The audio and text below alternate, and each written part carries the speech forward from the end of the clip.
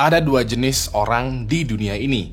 Jenis pertama adalah orang yang memperbolehkan lo bermain dengan mantan pacar lo. Lalu jenis yang kedua adalah orang yang melarang lo bermain dengan mantan pacar lo. Nah, ini masih menjadi perdebatan apakah sebaiknya kita menjaga hubungan yang baik dengan mantan atau lost kontak aja. Yang jelas, untuk kisah nyata mengerikan pada episode kali ini menurut gue cukup menarik untuk diceritakan karena melibatkan mantan pacar, gebetan, dan juga orang baru. Singkat cerita, ada seorang wanita yang berusia 20 tahunan yang di apartemennya itu lagi ada mantan pacarnya lagi nginep. Walaupun begitu, pada malam itu juga dia malah keluar hangout dengan gebetannya. Begitu sampai di lokasi, dia malah main dengan orang baru. Sayangnya, di akhir malam, wanitanya ini mendadak menghilang begitu aja. Gua mau lo tonton video ini baik-baik karena di akhir video gua mau lo tebak siapa yang menjadi pelakunya. Nah, sebelum kita masuk ke detail kasusnya,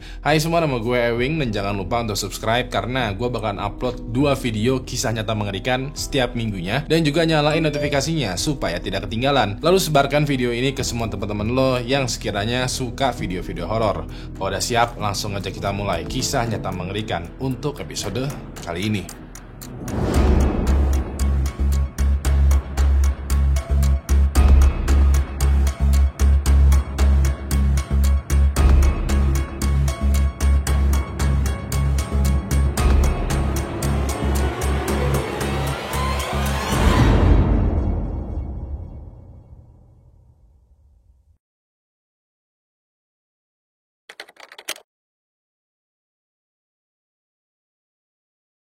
Pada tanggal 18 Oktober tahun 2001, ada seorang wanita berumur 25 tahun yang bernama Amy Elizabeth yang tinggal di kota Maine, Amerika Serikat. Amy tinggal di sebuah apartemen gitu dan pada malam itu dia lagi di depan cermin, lagi memilih-milih baju nih untuk meeting kerjaan minggu depan. Amy dikenal sebagai seorang sosok wanita yang berwajah cantik, matanya biru, rambutnya pirang panjang, dan juga memiliki tubuh yang proporsional. Bisa dibilang, Amy ini cukup good looking lah. Dia juga orangnya pandai bergaul, berteman, periang, pokoknya easy going banget. Selain itu, dia diketahui memiliki pekerjaan yang menjanjikan, yaitu menjadi karyawan di sebuah perusahaan perakitan pesawat. Pas lagi milih-milih baju, Amy keingetan kalau ternyata malam nanti itu punya acara. Dia sebenarnya rada menyesal karena telah menerima undangan ini, karena acaranya ini tuh awkward banget. Acaranya ini adalah Amy diajakin hangout sama mantan pacarnya dan juga calon pacarnya di malam yang sama. Lebih anehnya lagi adalah Amy menerima ajakan mereka berdua. Jadi diketahui ya, mantan pacarnya Amy adalah seorang pria yang bernama Richard Sparrow. Mereka berdua seumuran dan mereka juga sempat pernah berpacaran selama 5 tahun. Pada saat berpacaran, hubungan mereka tuh normal, mesra dan biasa aja, layaknya orang yang berpacaran. Mereka bahkan niatnya mau menikah, membangun rumah tangga, dan juga beranak pinak. Tapi dari pengamatan Amy selama masih berpacaran dengan Richard, dia itu kayaknya orangnya tuh masih belum siap deh untuk menikah. Menurut Amy ya, Richard itu orangnya masih seneng traveling, nongki bareng teman-temannya, kurang bertanggung jawab, kurang peka, dan terbilang masih rada kekanak-kanakan. Pas ini ya Amy berpikiran, kayaknya gue nggak bisa deh nungguin Richard untuk siap. Setelah pertimbangan matang ya, Amy pun memutuskan hubungan pacaran dia dengan Richard secara baik-baik. Richard pas diputusin, awalnya dia nggak terima. Dia kayak menjelaskan kalau dia tuh sebenarnya sayang dengan Amy, berjanji bakalan merubah, dan lain sebagainya. Walaupun begitu, Amy udah bulat dengan keputusan ini. Dan namanya juga orang yang putus pacaran ya, pasti ada perdebatan dulu lah. Tapi di akhir perdebatan mereka berdua sama-sama setuju untuk putus secara baik-baik. Selain setuju untuk putus, mereka berdua juga setuju kalau mereka bakalan menjaga hubungan mereka baik-baik. Jadi habis putus mereka nggak musuhan, melainkan kayak saling menjaga layaknya sahabat. Emang sih terdengar aneh ya, kayak mereka tidak berpacaran lagi, tapi mereka sekarang bersahabat.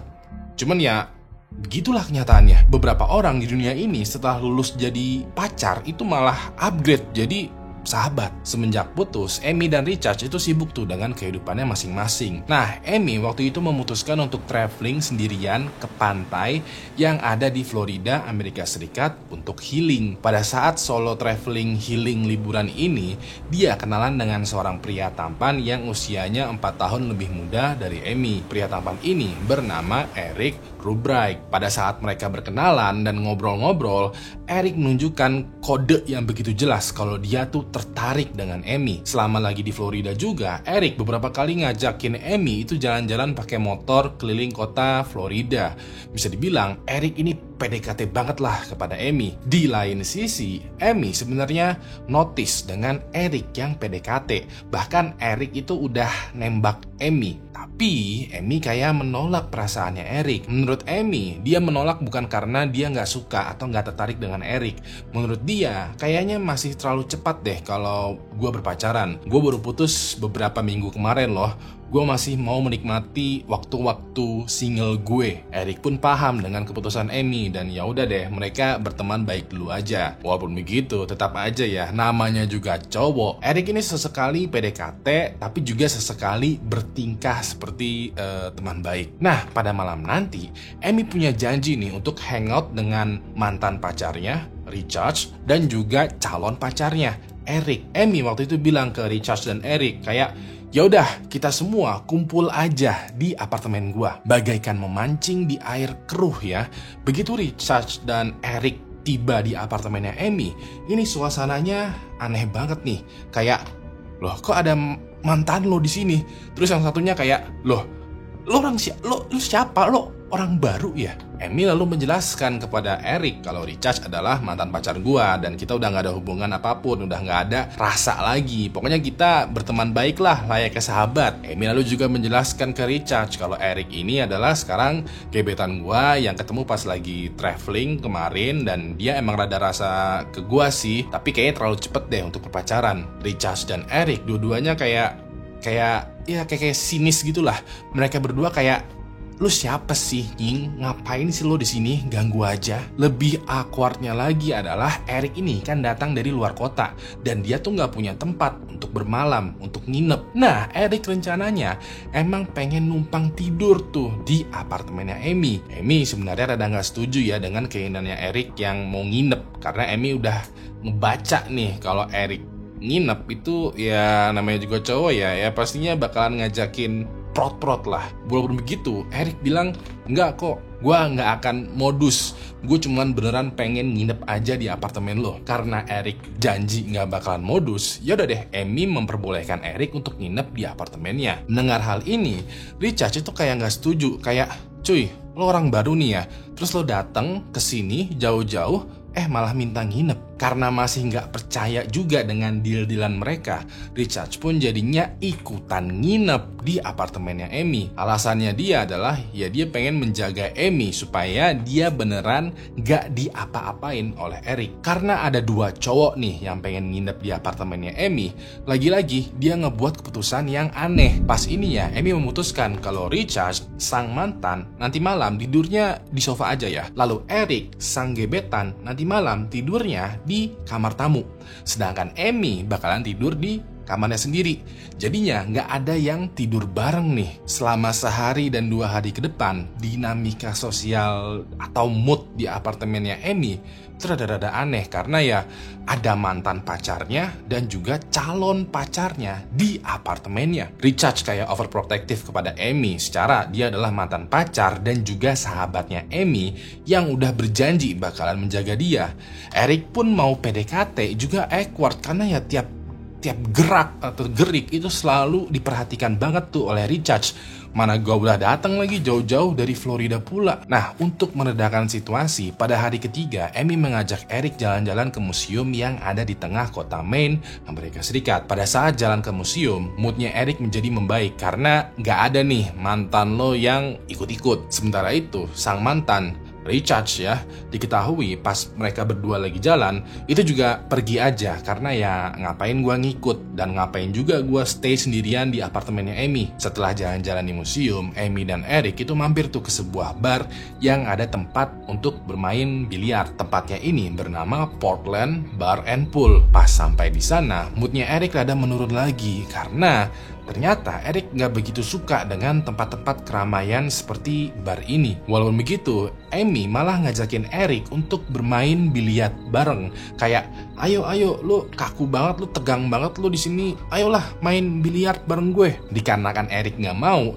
ya udah deh, Amy sendirian tuh main biliar. Sedangkan Eric itu ditinggal duduk aja gitu di meja bar sendirian juga. Beberapa saat pas Amy lagi bermain ya, tiba-tiba ada dua orang pemuda berumur 20 tahunan menghampiri meja biliarnya Amy. Amy yang orangnya emang ramah dan easy going, welcome tuh dengan kehadiran dua pemuda baru ini. Mereka semua akhirnya berkenalan dan kedua pemuda ini ternyata bernama Jeffrey Gorman dan Kush Sharma. Setelah berkenalan ya, Amy, Jeffrey, dan Kush itu bermain biliar bertiga. Mereka ketawa-tawa, ngobrol seru-seruan sambil juga ya sodok bola lah gitu. Nah di meja bar terlihat tuh Eric ini moodnya semakin cemberut karena aneh aja gitu ya, kayak kok gue jadinya dikacangin, kok cewek yang ngajakin gue jalan sekarang malah main sama cowok lain. Setelah lama dan selesai bermain biliar, Amy balik tuh ke meja barnya Eric. Amy sekarang notice dengan kebeteannya Eric. Demi menghibur betenya ya,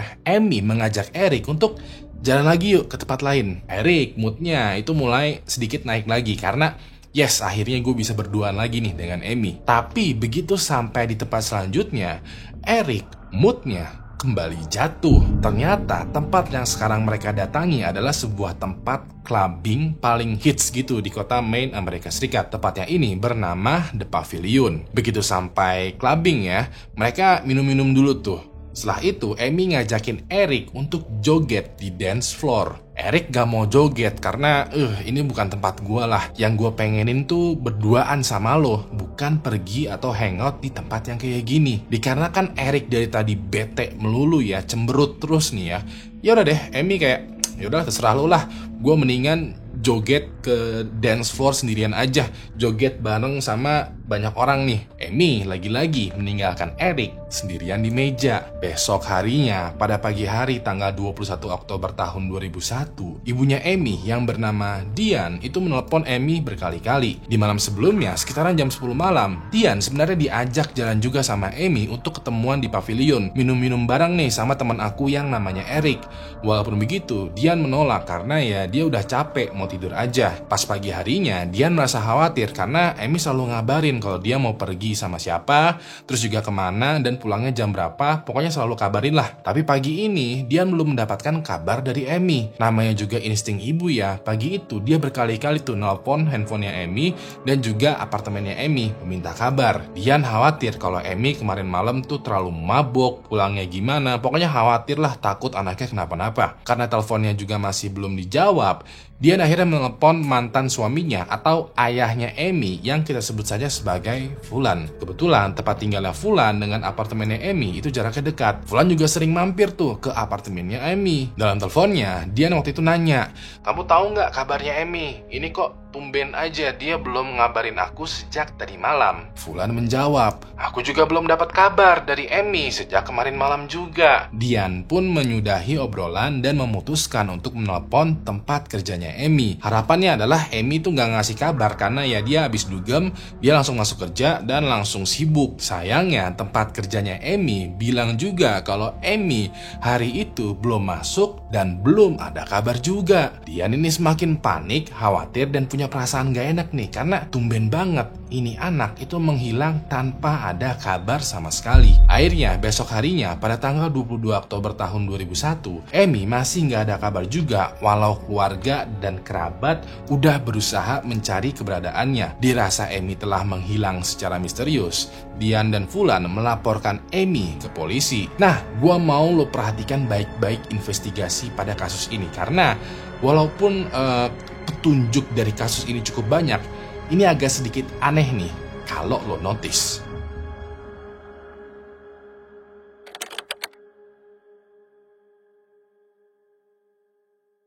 Detektif yang bertugas menyelidiki hilangnya Amy itu bernama Detektif Danny Young. Pada saat ditugaskan, Danny langsung ia mengolah segala macam laporan yang diterima sampai saat ini. Dari laporan-laporan ini, Danny berkesimpulan, berarti nih ya, orang yang terakhir kali mengetahui keberadaannya Amy adalah Eric, sang gebetan. Secara Eric dan Amy itu kan pergi clubbing bareng, dan setelah itu Amy menghilang tanpa ada kabar. Yaudah deh, Danny langsung memulai investigasinya dengan mencari informasi tentang Eric. Pada saat itu Danny menemukan info kalau Eric itu kan tamu dari luar kota. Besar kemungkinan pada saat dia datang ke kota Maine untuk nyamperin Amy, Eric bisa jadi menyewa mobil.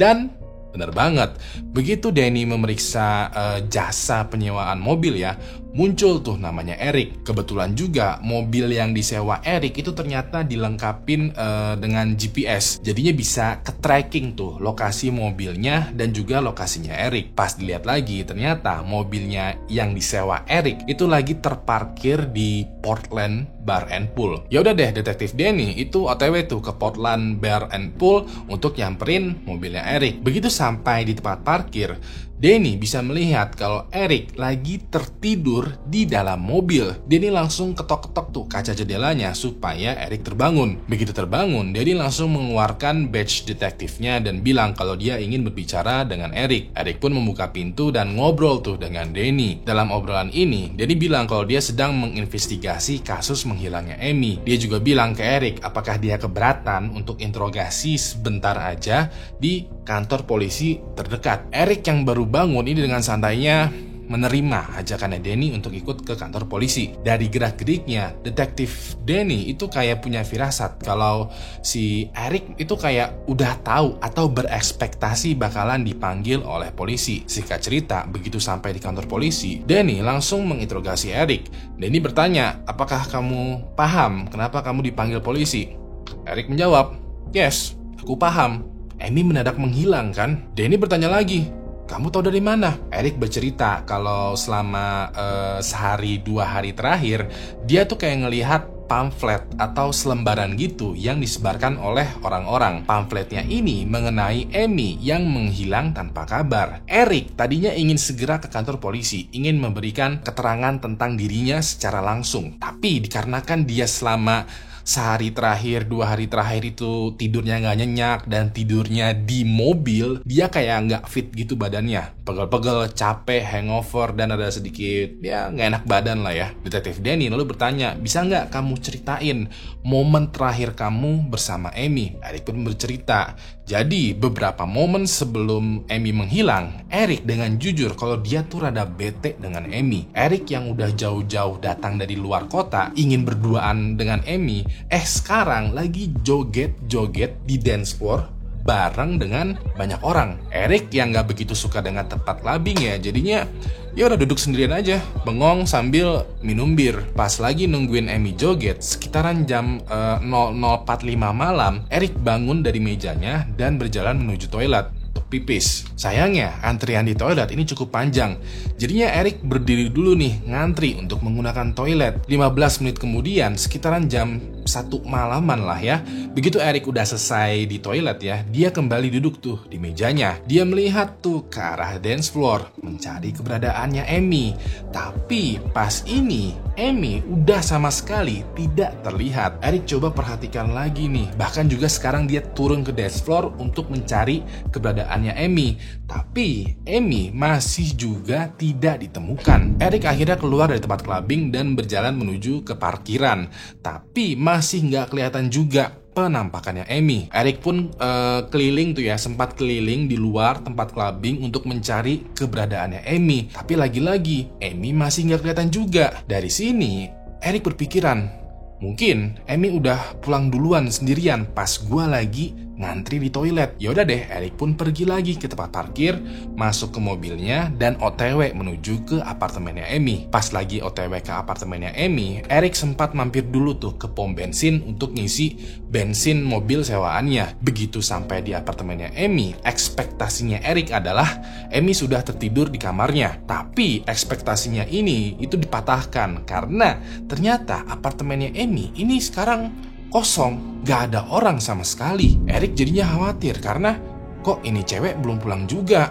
dia pergi bareng sama siapa nih? Eric berusaha tuh menelepon Amy, tapi nggak diangkat-angkat juga. Pas lagi nungguin jawaban teleponnya, Eric berpikiran lagi nih, kayak, mungkin Amy pas clubbing itu dibungkus, dibawa pergi sama cowok lain, lalu nginep di tempat cowok lain yang baru dia kenal. Ya udah deh, karena nggak bisa dihubungin dan nggak tahu keberadaannya di mana juga, nggak ada yang bisa Eric lakukan. Pada malam itu, dia ya udah tidur aja di apartemennya Amy sendirian, sambil juga berharap siapa tahu besok paginya Amy bakalan muncul lagi di apartemen. Namun lagi-lagi ekspektasinya Eric itu dipatahkan. Besok pagi sampai siang, Amy masih belum juga pulang ke apartemennya. Eric yang sendirian di apartemennya Amy ini mulai bingung. Ini anak beneran kemana nih? Kok nggak pulang-pulang? Dia pun juga semakin bete karena ya lagi-lagi nih, gue udah jauh-jauh dari luar kota loh. Pas ketemu dia malah bener-bener nganggurin gue.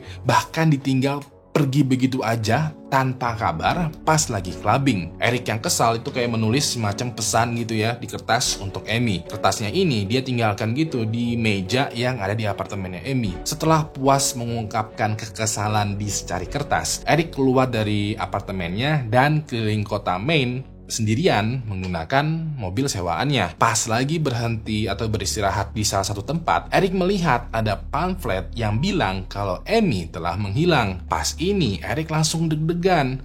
Amy menghilang. Bukankah kemarin dia lagi clubbing bareng sama gua ya? Kok sekarang malah beneran menghilang? Eric tadinya mau melaporkan dirinya ke polisi untuk memberikan keterangan. Tapi satu sisi lain dia berpikiran, Amy kan seorang wanita dewasa yang hidupnya cukup bebas. Mungkin dia menghilang karena dia lagi bersama dengan cowok lain. Mungkin dia besok bakalan muncul lagi kok. Ya udah deh, Eric pun mengabaikan pamflet ini. Pada malam itu ya, Eric memutuskan untuk tidur di mobilnya karena dia merasa nggak enak untuk tidur di apartemen yang pemiliknya itu lagi hilang. Eric takutnya kalau dia tidur di apartemennya Amy, tapi Amy-nya masih menghilang, malah dia yang dicurigai sebagai pelaku. Eric pun pada malam itu parkir mobilnya di Portland Bar and Pool dan tertidur. Besok siangnya dia dibangunin deh sama detektif Danny. Setelah menceritakan kesaksiannya Eric sedikit menambahkan pembelaan gitu. Dia sadar kalau dirinya adalah orang yang paling dicurigain. Secara dia adalah orang yang terakhir kali bersama dengan Amy. Walaupun begitu, Eric nggak ada niatan sedikit pun untuk menyakiti Amy. Dia suka dengan Amy. Dia bahkan ingin menjadi pacarnya Amy. Tapi dia juga kesel banget dengan Amy karena Eric berkali-kali digantungkan dan dianggurin oleh Amy. Di akhir kesaksiannya, Eric kayak memberikan bukti kepada detektif Danny untuk memperkuat alibinya. Eric waktu itu menyerahkan struk pembelian bensin. Eric juga bilang kalau dia sempat bertemu dengan petugas pom bensin gitu karena pas lagi di sana ya ketemuan aja berpapasan tuh sama petugas pom bensin. Bisa kok dicek kesaksiannya si petugas pom bensin kalau ya kita tuh bener-bener bertatap muka dan ngeliat lah gitu. Detektif Danny pun memeriksa tuh struk pembelian bensin. Dia juga meminta polisi lain untuk mengecek petugas pom bensin untuk memverifikasi alibinya Eric. Setelah selesai interogasi panjang dengan Eric ya,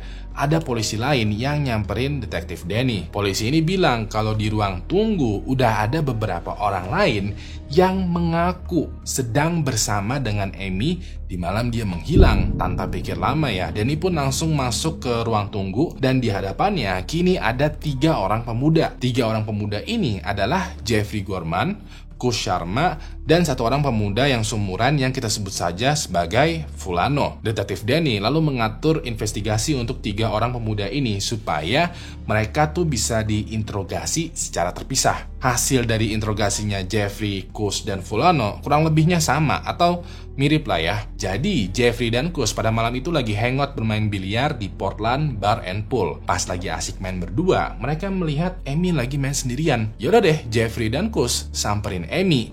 Mereka berkenalan, main bareng sambil juga ngobrol-ngobrol. Pas ngobrol-ngobrol, Jeffrey kayak PDKT, kayak mepet gitu kepada Amy. Dia bahkan kayak meminta nomor handphonenya Amy. Amy pun memberikan nomor HP-nya ke Jeffrey dan gak lama kemudian Amy itu berjalan ke meja bar nyamperin Eric. Nah pas ini ya harapan Jeffrey untuk PDKT itu kayak pupus sudah karena Jeffrey mengira kalau Eric adalah pacarnya Amy. Jeffrey nggak mau dong ngerebut pacar orang karena jadi masalah nih. Ya udah deh, dia kubur-kubur tuh niatan untuk PDKT kepada Amy. Jeffrey dan Kus lanjut lagi bermain biliar. Pas lagi bermain biliar, Jeffrey kali ini menerima telepon dari Fulano. Fulano bilang kalau dia tuh sedang ada di klub pavilion dan di sini tuh pecah banget bro partinya. Fulano kayak mengajak Jeffrey dan Kus untuk hadir berpesta di pavilion. Yalah deh, mereka berdua menyudahi bermain biliar dan OTW menuju pavilion. Di dalam klub pavilion, Jeffrey dan Kus itu bertemu tuh dengan Fulano. Mereka minum-minum, having fun, dan joget-joget di dance floor.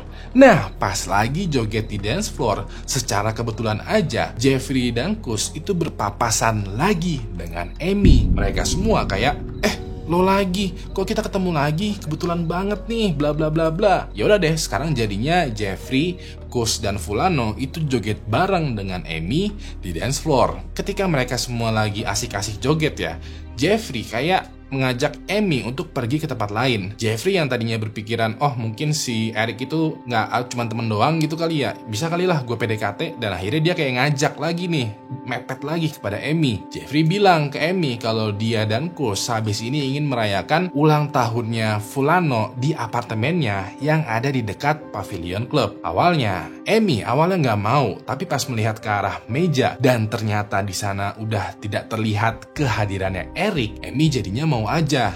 Padahal Eric nggak ada di mejanya karena Eric lagi ke kamar mandi. Ya udah deh, Jeffrey, Kus dan Fulano dan Amy itu pergi tuh ke apartemen temannya untuk merayakan ulang tahun. Menurut kesaksian Jeffrey, Kus dan Fulano, mereka semua pergi dari klub pavilion itu sekitaran jam 1 malam. Sesampainya di apartemen, Jeffrey, Kus dan Amy itu merayakan tuh pesta ulang tahunnya Fulano. Tapi party ini bisa dibilang agak sedikit membosankan. Sekitaran jam 2 pagi ya, Amy pun meminta Jeffrey untuk diantarkan kembali ke pavilion. Walaupun begitu, Jeffrey kayak menawarkan, no, lo gua anterin pulang aja. Takutnya temen lo yang di pavilion itu udah pulang juga.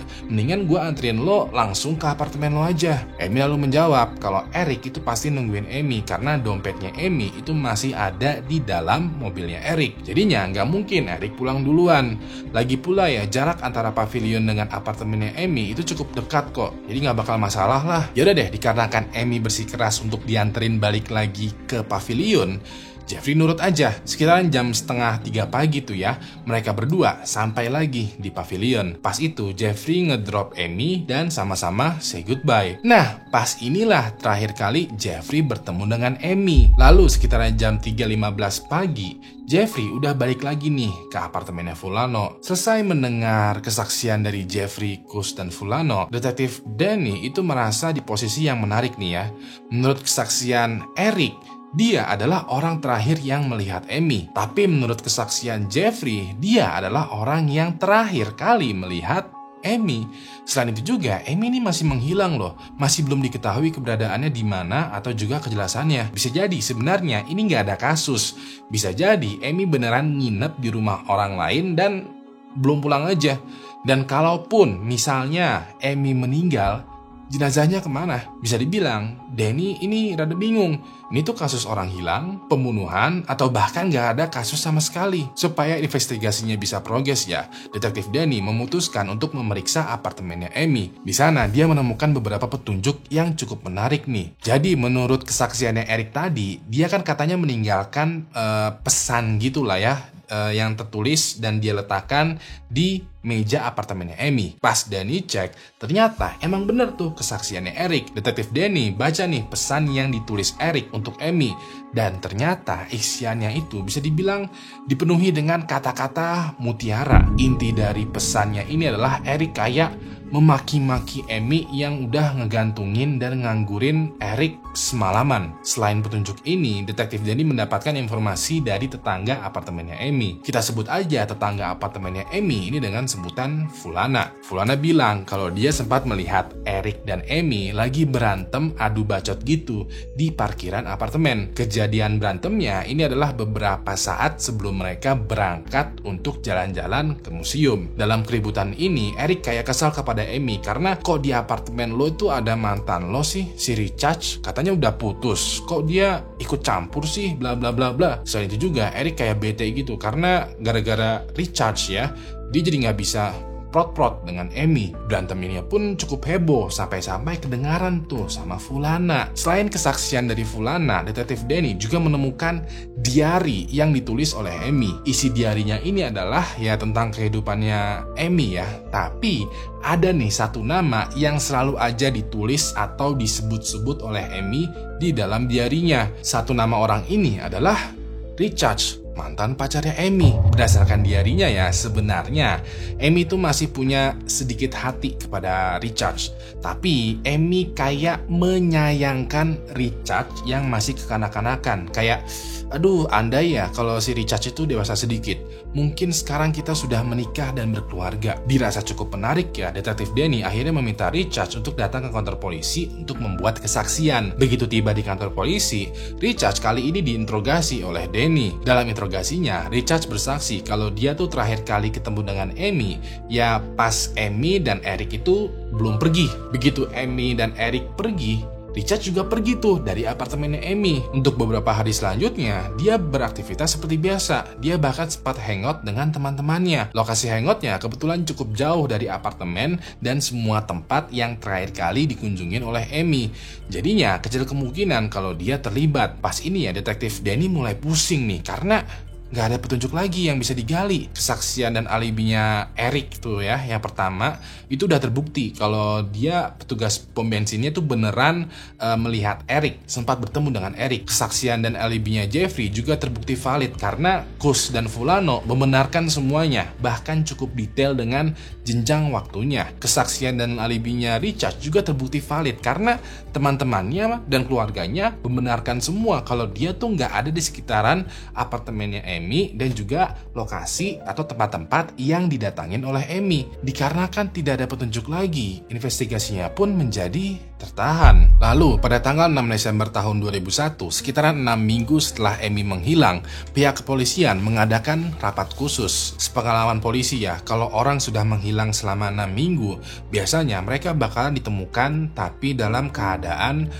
sudah meninggal dunia. Dikarenakan ada dugaan ini, maka besar kemungkinan tuh Amy tuh dibunuh dan jenazahnya disembunyikan. Dikarenakan hal ini juga, kasusnya Amy itu upgrade nih ya, yang tadinya kasus orang hilang sekarang berubah menjadi kasus pembunuhan. Pihak kepolisian kala itu mendatangkan satu detektif untuk membantu proses investigasinya detektif Danny ini. Detektif yang membantu Danny kali ini adalah seorang detektif yang sudah ahli dalam mencari orang yang hilang karena dibunuh. Detektif tersebut adalah seorang letnan yang bernama Dorian. Detektif Danny dan Dorian itu kayak bekerja sama nih ya, memecahkan kasus menghilang dan terbunuhnya Amy. Pas lagi tukar pikiran, Detektif Dorian itu mengusulkan kalau sebaiknya polisi dan relawan Amy itu semua melakukan pencarian di sekitaran hutan, sungai, gunung, dan sejenisnya. Menurut Dorian, biasanya pelaku yang ingin menyembunyikan jenazah itu mereka bakalan menguburkan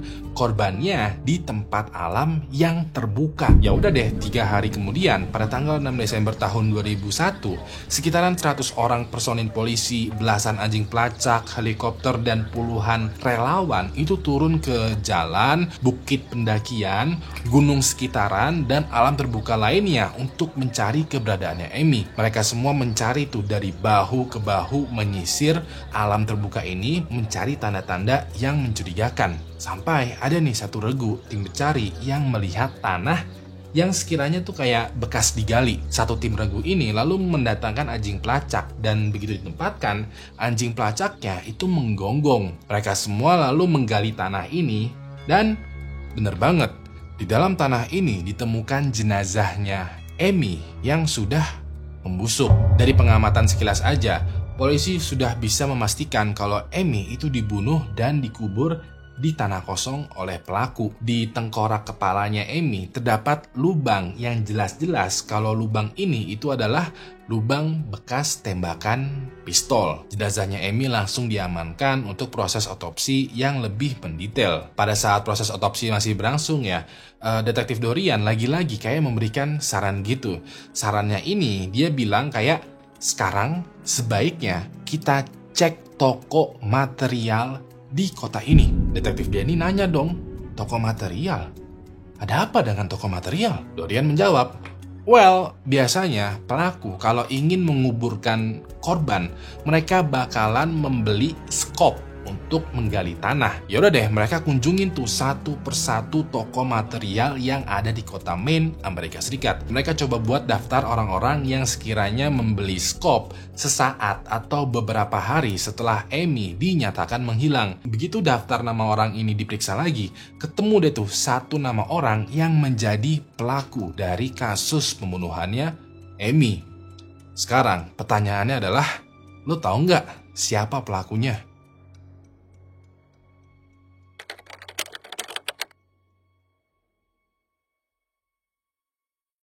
Jadi sebelum melanjutkan cerita dan ngasih tahu siapa pelaku dari kasus pembunuhannya Amy, gue mau lo tebak dulu tuh siapa pelaku yang sebenarnya. Pada kasus ini, calon pelakunya itu ada 3 nih.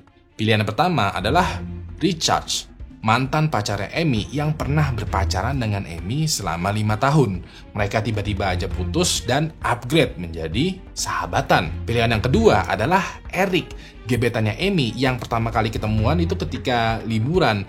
Tapi malah digantungin atau dianggurin ketika ketemuan lagi. Pilihan yang ketiga adalah Jeffrey, orang yang baru banget kenal dengan Amy yang pada malam itu ngajakin Amy untuk ikutan party yuk di apartemen temen gua. Gua kasih lo waktu 5 detik untuk menebak menggunakan insting lo siapa sekiranya pelaku atau dalang dari kasus pembunuhan ini. 5 detik dari sekarang, dimulai. Udah? Gue mau tahan betul jawaban lo karena gue bakalan menceritakan apa yang sebenarnya sekiranya terjadi berdasarkan bukti forensik dan juga kesaksian pelaku. Untuk memperjelas situasinya, dari 3 orang calon pelaku tadi, ternyata ada 1 orang yang memberikan kesaksian yang agak sedikit palsu. Jadi pada tanggal 21 Oktober tahun 2001, malam di mana Amy lagi berkeliaran di kota Maine, Amerika Serikat, dia pada momen itu ya lagi duduk semobil yang dikendarai oleh pelaku. Sambil menyetir mobilnya, pelaku kayak terus-terusan tuh melihat atau mencuri-curi pandang ke arah Amy. Pelaku punya pikiran kayak, wah kayaknya malam ini gue bakalan mendapat jatah nih. Amy notice dengan gerak-gerik pelaku yang udah mulai mencurigakan nih. Tapi dia nggak bisa berbuat banyak karena ya dia lagi semobil dengan pelaku dan mobilnya itu juga lagi melaju cepat. Pas lagi di jalan, Amy notice bahwa mobilnya ini sekarang sedang dikendarai oleh pelaku menuju ke tempat yang bukan tujuannya. Amy nanya dong, loh kok kita ke arah sini? Kita mau ngapain ke sana? Pelaku menjawab, udah tenang aja.